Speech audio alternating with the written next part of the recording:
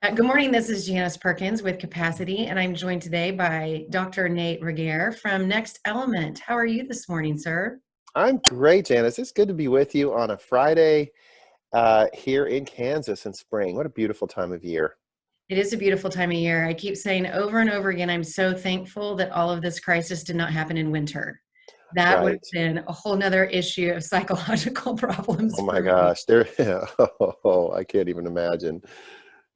So I wanted to talk to you today for a couple different reasons. And one is, the compassion cycle that you talk about all the time, and because I met Nate probably 3 or 4 years ago, maybe. Yeah. He is a process communication model trainer, and his office actually trained me in the PCM, which is fantastic. Jamie did a great job. And so, talking about the PCM in light of this, but I want you to start with compassion. I want you to talk about what we need as people in this distress vice. We're kind of squeezed really tight here, and we're being pushed economically, sociologically, psychologically. Talk to me about the layers of that and what we can do for ourselves related to compassion. Oh, yeah. There are so many layers. That vice you talked about. Yeah, think of all the stuff we're dealing with that we didn't before, like mobility restrictions, Mhm. multiple colliding roles at the same time, in the home. I'm talking to executives who are trying to parent a 3-year-old child at the same time. And while a spouse is homeschooling on the side, it's like this is just unprecedented, the kind of intimacy and vulnerability we're having with each other. Safety concerns, thinking about my family, trying to keep people safe and thinking about people that I'm not living with. Mhm. To just, just some of the coexisting and cohabiting in new ways. My daughters both came home from college, and so now we're all in the home together, which is fun Mhm. over Christmas. But for 4, 5, 6, 7, 8 weeks, it's a whole different thing. Right. Um, and so there is this, and then there's this perpetual uncertainty, the vagueness of this whole thing. There's just nothing we can hold on to. No date, no, you know, even all the phases of reopening the state are still very vague and very dependent on so many factors. So it Mhm. does create kind of a toxic brew that really it makes us more vulnerable to drama, Mhm. negativity, conflict. Um, and there's this anthem, this mantra of the COVID, which is we're in this together. Everybody is saying it, right? Everybody is using this mantra. And I find it kind of, I mean, it's timely because they're actually defining compassion. Mhm. We're in this together actually is compassion, but I'm not sure people really know what they're talking about when they say it. I No. think what they mean is, oh, we're experiencing the same thing, so I can relate to you. Right. That's empathy. And Right. empathy is not the same as compassion. And so that's probably one of the biggest messages that I want to get out there is to talk about how that's different and what that really means for people. Well, and I'd have to say what you just talked about too in the perpetual uncertainty is the more I hear we're in this together, the more I feel that pressure of being on top of myself and my family and being trapped and I'm like in a cage, like we're in this Yeah, yeah, together in a yeah. cage. That's not comforting to me, you No. know. So talk to me about what compassion is in a juxtaposition to empathy. Yeah. Well, empathy, most people when you say compassion, they'll say, oh, empathy or mindfulness or self-love or altruism. And empathy is definitely part of our biology. We are biologically wired to feel with other people. It's Mhm. part of our survival. It's part of kind of our evolutionary adaptation is that we come together and we feel for each other, so we take care of each other. But compassion comes from the Latin root meaning with suffering, with struggle. So calm is alongside or with, and passion means to suffer. So what does it really mean to struggle with people? And that's where we've developed our model called the compassion cycle in realizing that struggling with people has 3 critical components. And the first one is openness. We Mhm. have to get open with each other and get vulnerable, not in a sense of you're going to hurt me, but in a sense of we are hurting together, we're laughing together, whatever, we're in this together and we're vulnerable together. That creates a safe place to be able to do the hard work. Resourcefulness is about creative problem solving. And Some people may say, yeah, compassion is you act on your empathy. You go help people. You go do things. You figure out how to help. Well, it's not just help other people. It's I might need help too. And Hmm. so compassion, if we're in this together, resourcefulness is about together solving problems that benefit both of us using the resources that we have. And then the third aspect is persistence. And this is about accountability. Compassion is a two-way street because we are in this together, which means we are accountable to each other and we are accountable for our behaviors. So there's a sense of kind of purpose and consistency and commitments to each other that have to be upheld that is also part of compassion. So the cycle has three really critical components that go together to live out this full compassion. And man, are they all important right now during this crisis. They are. I want you to go back to vulnerability too, because I think it's an obstacle that I run into often in dealing with leaders as Yeah, well, as the difference between vulnerability and weakness. And being open doesn't mean I'm putting myself at risk or that I'm allowing boundaries to drop that are healthy in relationship. We might be right yeah, now trapped indoors with family members that some of the relationships could be quite toxic. yeah. So, how do I remain vulnerable and open so that I can have compassion, but also remain healthy to myself? That's such a good question because self-care, that's been the focus of, we've been doing free webinars every week on compassionate self-care. And it's all about how do we apply openness, resourcefulness, and persistence to take care of ourselves so that we don't get into the drama, so that we can be resilient around this toxicity. Hmm. But to your first question about the difference between vulnerability and openness and how that relates to boundaries, the it is vulnerable to get open because we don't know what people are going to do with that. They may reject us. They may use it against us. They may simply ignore what they've heard, and then we feel exposed. And all of that vulnerability is really not about what the other person will or won't do. It's about our own belief that somehow their response will define us. And I love that. that's the thing. Hmm. Openness means we believe and accept the truth that how someone responds to me does not define me. It may hurt, it may sting, I may feel angry, but with compassion, I can deal with those feelings. I can act on those feelings in healthy ways. So there's a certain freedom that goes with saying being vulnerable doesn't mean weak. It actually is just the opposite because it means courageously saying, I am valuable enough to let you see me without knowing what you're going to do next because I'm worth it. That's so And it's beautiful. a total freeing thing. And it's not easy, but it's courageous. And so I think another reason people equate openness with vulnerability or weakness is that they just stop there.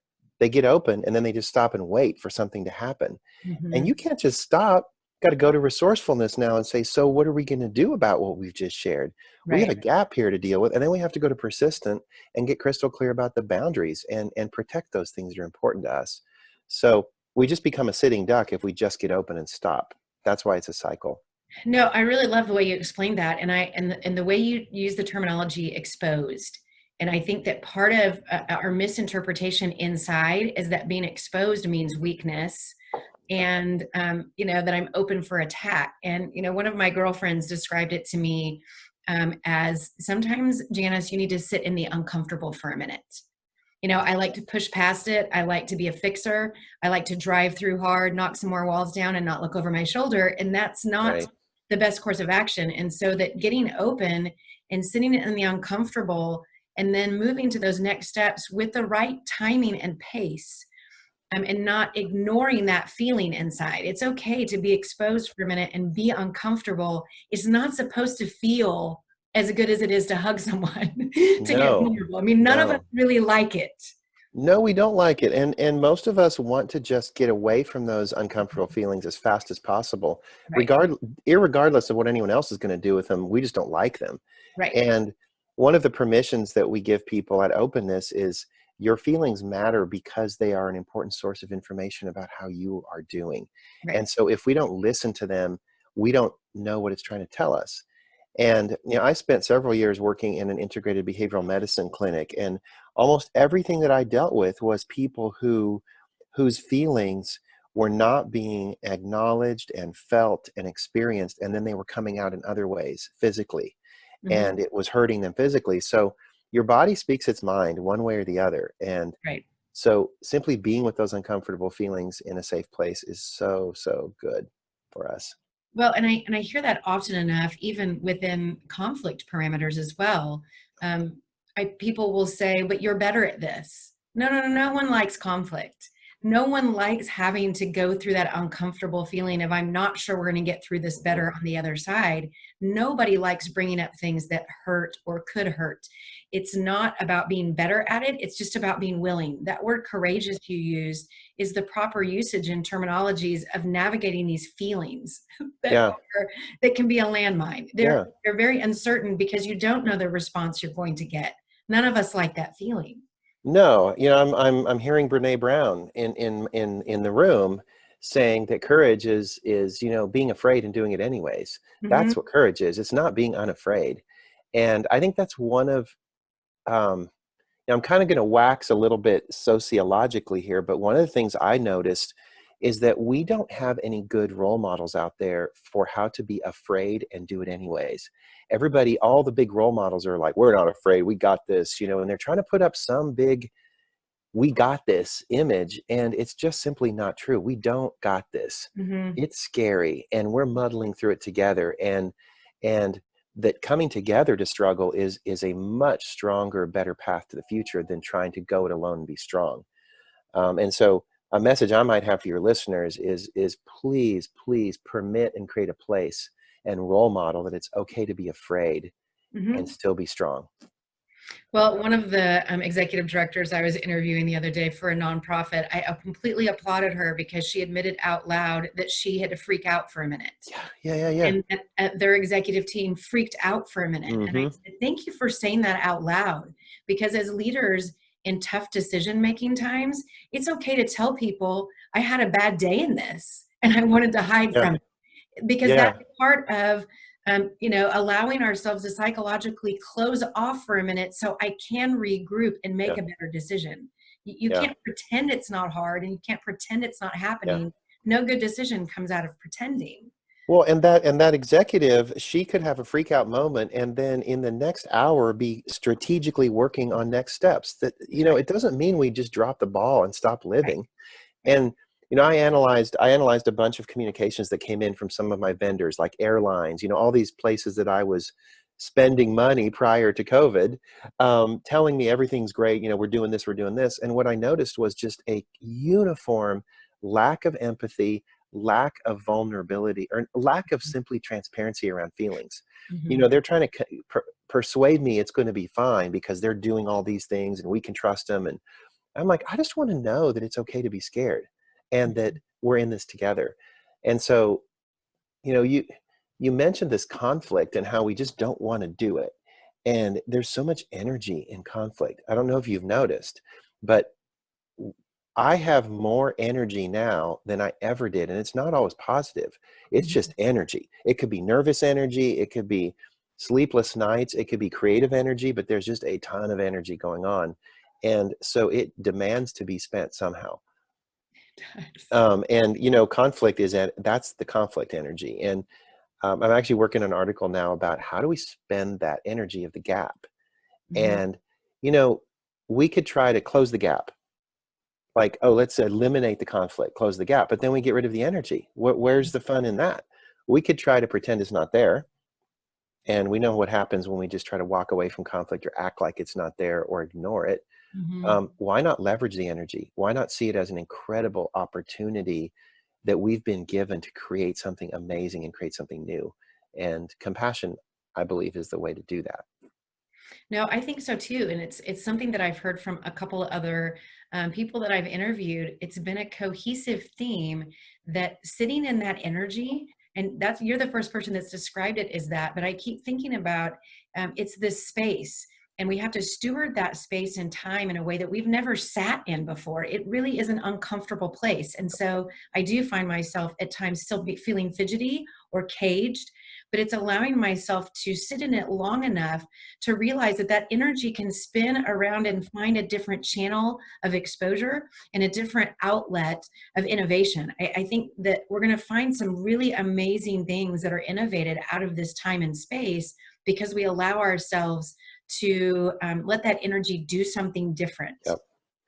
There was I keep thinking about this movie. It was about 20 years ago. I can't remember the name of it, but it's a movie, like a sci-fi movie of deep underwater adventure. And there's this moment where this diver has to go save everybody.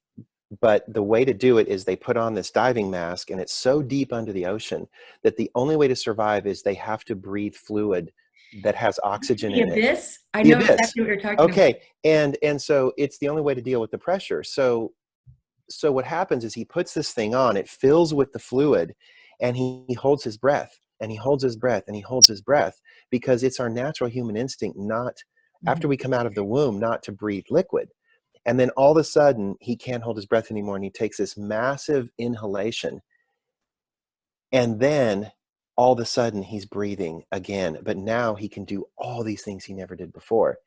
And I feel like that's what's happening now with COVID is some of us are holding our breath thinking it's going to be fine, or it's going to go back to normal, or someday we're going to have the regular oxygen we were used to. And some of us are sitting in that space contemplating whether to breathe and take in this new air and open up this amazing new world. And I don't know how long it's going to take, but it's not going back to old oxygen. I can tell you that. No, it's not. And I want you to continue to talk about that because we are both in a position as business owners in which, part of our business was eradicated and stopped. Yeah, We're not in the business of making toilet paper, so we're not making that kind of cash. yeah, I know. Talk to me, or ammunition, apparently. Talk Yeah. to me about adaptation. For Yeah. businesses who are trying to pivot and look for other creative outlets and continue on, Yeah. talk to me about that. This is, I love this question. I love that you're asking this, because we apply the compassion cycle to rapid cycle change. Mhm. And that's what we're dealing with. And it starts at openness with being in that space, that liminal space where you don't necessarily feel safe, but if you just let yourself be there, it opens up new ways of seeing things. Then going to resourcefulness and saying, okay, with this new view, with this new mindset, now what's possible? And starting to just ask these curious questions about what could I do? For us, that has to do with what are the potentials in virtual technologies to still bring incredibly meaningful, impactful training to people. Then we go to persistent, and now we act on what we learned. We have to apply it and try it and give it a go. But then we can't stay there too long, because then we get into habits again. So Mhm. we go back to openness, and we just stop, and we listen, and we feel, and then we go back to resourceful and apply that new perspective again. And that used to take 6 months to a year. Now it's daily that we go through that entire cycle. That's what we're trying to do. We're just speeding up the process, but you can't skip a step in that cycle, because if you don't stop and listen and get open and exposed, then you don't expose yourself to what else is out there. That's a really great point because then you're adapting by trying to move the ball around the shell too quickly, and you over adapt or you overcorrect. It's a Yeah, little bit like driving or flying. You can't overcorrect yeah, as a panic yeah, as opposed to a solution. And I think that's yeah. a really wise way that you said that. Perfect example of what you just said is early on, we're like, oh, everybody's going virtual. We have to go virtual. Everybody go virtual. So we have to turn every course virtual. And it's like, okay, all hands on deck, 24/7, make everything virtual. Well, about 2 weeks into that, I was on a Skype call or a Zoom call with a bunch of colleagues that are going through the same thing. And one of them, I was like, all right, how are you going virtual? We're going to do this. And one of them said, it's it's not all going virtual. And it's Mhm. like, wait, hang on a second. Maybe we don't have to overcorrect. Maybe we Mhm. just back off. And now I'm starting to see all kinds of options for blended and actually listening to the client, and that there isn't a one size fits all virtual approach either. And Mhm. it's a whole new world now. but it has to, we just have to keep stopping and listening. Thank you for that No, encouragement. I love that overcorrection, because I do feel inside myself that sense of panic from time to time, Yeah. and how I deliver services and how I help clients. And I, are we going to be trapped behind our video cameras zooming? I was just laughing before we started that my other video camera on my computer went out, way too much zoom. Yeah. So, Yeah. It's there's tired. that's right. And I feel like as a culture and a community, we have to be very careful that we don't overcorrect that. And Yep. that coming back online is really important. And that's what I want to speak to people and encourage people is our new normal might not ever be as it was before, Yeah. but connecting with people again, technology was already a huge barrier in our culture. Yeah. And we just doubled down, on putting this huge technological barrier and where we need touch points and human contact. And so speak to that humanness of what it means to be in relationship and why we need to continue to step out back into connectivity. Yeah. That's that's really a profound thing that's happening, a profound dynamic now, because we can be connected in ways that maybe aren't as connecting as we think. Mm-hmm. And so we're now exploring this new frontier about how intimate do you, I mean, on the one hand, the example I gave earlier about being, I'm literally in this executive's home. I would never be in her home or his home normally. So what does that mean for how we talk to each other? Or what about old technologies? The other day I had a phone call with somebody and it was amazing because it was just a single, I Mm-hmm. closed my eyes, I sat back in my chair and we just talked. And we just heard each other without having to worry about a background or noise coming in or all this stuff. Um, and it was beautiful. We're seeing people starting to coexist. Like my mom is having friends over and she puts the chairs on her deck, 6 feet apart, and they come around and sit there and they have their little Bible study. And it's just the most amazing thing because they realize we can be together in ways that are really meaningful. So I don't know. I could go on and all about all the examples I've seen of people finding going back to old ways of being Mm-hmm. that we forgot about. No, and I really appreciate that creativity is happening within people. That need to connect is so strong that we don't ignore that in ourselves, that we find ways to remain intact and connected. And I know for a lot of people, even though it is technology has enabled us to stay connected, there are people who are connecting even more with family that they wouldn't have that's far away, because they're constantly using this form of technology.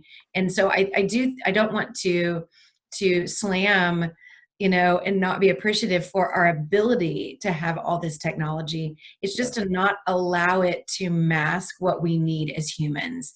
And in regard to the PCM, I've laughed a couple times and said the only people right now who are thriving are imaginers. That's so interesting. Aaron on our team has a lot of strong imaginer, and he's been reflecting a lot on what that dynamic is like. It's kind of a double-edged sword because the imaginer can really just be alone around people, and being alone is great. Solitude's fine.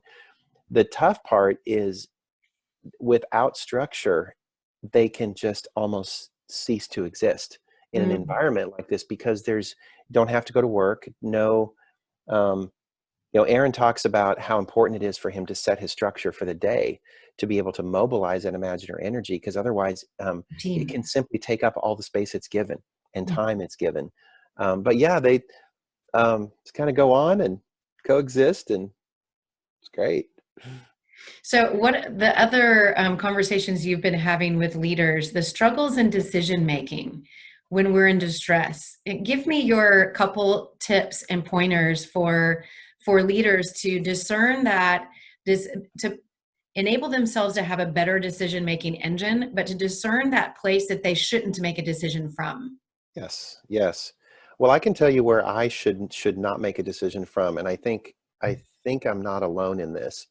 My freak out moment when I lost it, I was walking home from work one day, and I all the way home I was stewing on I don't have this figured out. I don't have a plan for my team. I need to be able to read the tea leaves better. They need me to be strong. They need a plan. They're looking for direction. How am I keeping them productively busy every day? By the time I got home, I was a hot mess.